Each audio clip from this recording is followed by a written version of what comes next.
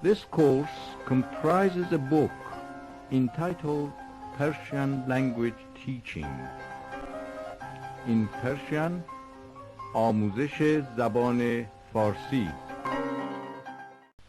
کلید تمرین یکم. باد خزانی ابرها را به این سو و آن سو میبرد. برگ درختها خرده خرده رنگ جدیدی پیدا می کند. حالا هنگام آن است که باغبانها شاخه های پرمیوه درختان را سبک کنند. برخی از برگها زرد و بعضی نارنجی و برخی دیگر سرخ می شوند. باغبانها بعد از چیدن میوه ها آنها را به بازار میبرند.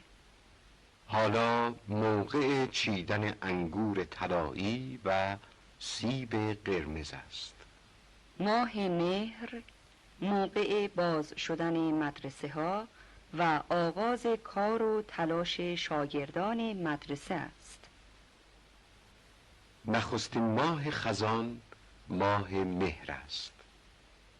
انگور طلایی مثل طلا زرد است. در فصل زمستان شب درازتر از روز است.